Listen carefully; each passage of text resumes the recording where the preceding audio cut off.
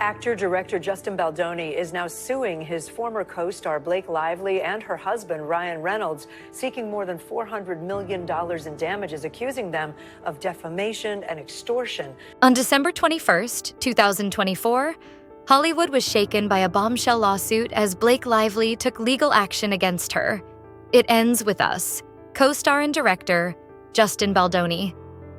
Alleging sexual harassment and a calculated smear campaign against her, Lively's case has sent shockwaves through the industry.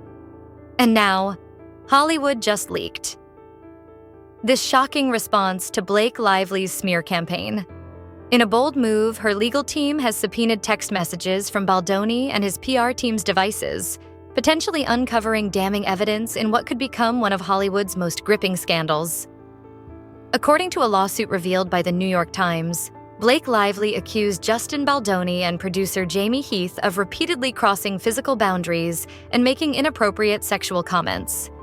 In response, Wayfarer Studios agreed to her requests for a full-time intimacy coordinator, an outside producer, and stricter safety measures on set. The men even signed a contract promising not to retaliate against her. But behind the scenes, Baldoni and Heath reportedly hired a PR crisis team and launched a campaign to tarnish Lively's reputation, turning the set's tension into a brewing Hollywood scandal. In a fiery response to the lawsuit, Justin Baldoni's legal team and Wayfarer Studios didn't hold back.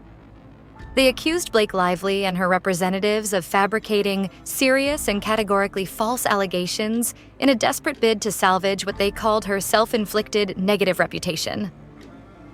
These accusations, they claimed, stem from her own remarks and actions during the film's promotion, interviews and press events that were live, unedited, and publicly scrutinized in real time. They slammed the claims as false, outrageous, and intentionally salacious, suggesting they were designed to reignite a damaging narrative and tarnish Baldoni's name in the media. But what are Justin Baldoni's texts?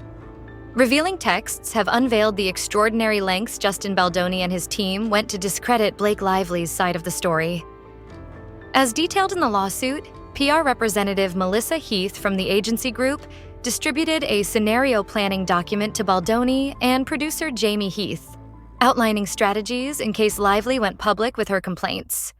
In one exchange, Baldoni texted Heath and PR strategist Jamie Abel, expressing doubts about the plan, saying he was not in love with the document they sent. Despite his concerns, the team reassured him they were the best people to orchestrate the campaign. That being not enough, texts between PR representatives Melissa Nathan and Jennifer Abel shed light on the behind-the-scenes plotting following their messages with Justin Baldoni.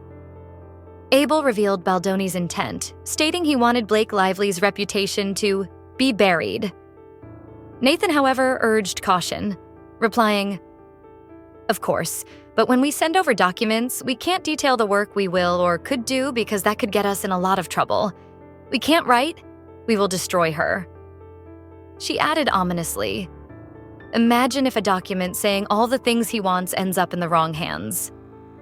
In another message to Abel, Nathan confidently declared, "You know we can bury anyone.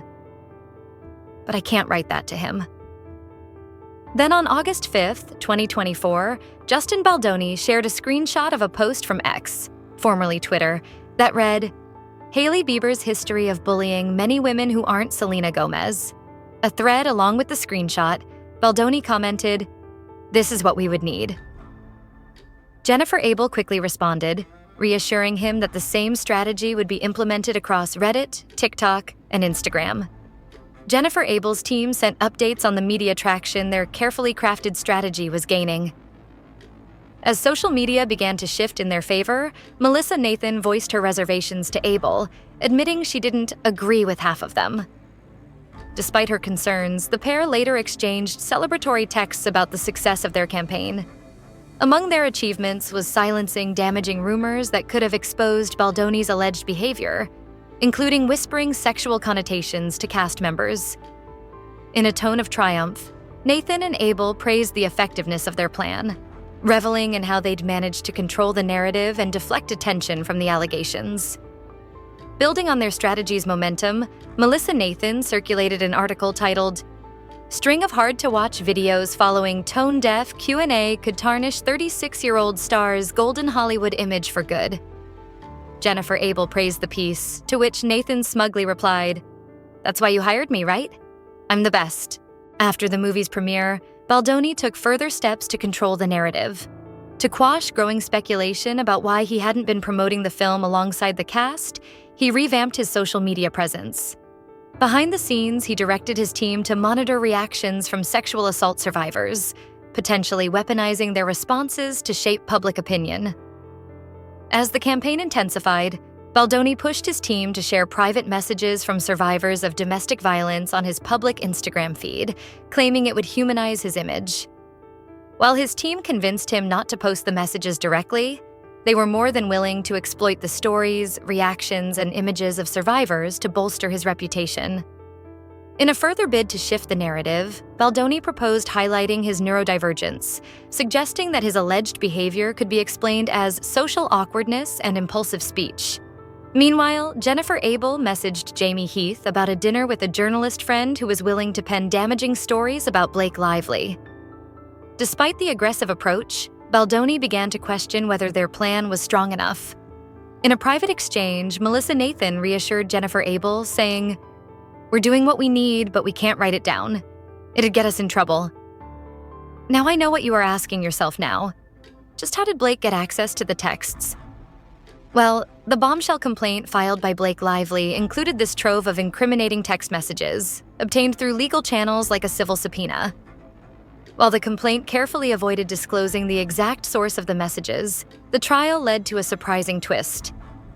Justin Baldoni was a client of JonesWorks, a PR agency helmed by founder Stephanie Jones, with in-house publicist Jennifer Abel playing a key role in managing his image.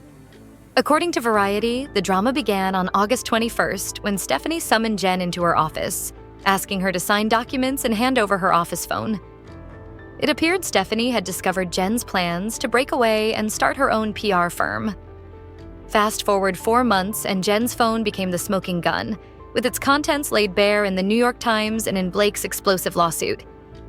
Legal experts are buzzing with intrigue over how Blake Lively's legal team acquired text messages in which Justin Baldoni's PR team discussed plans to bury her reputation.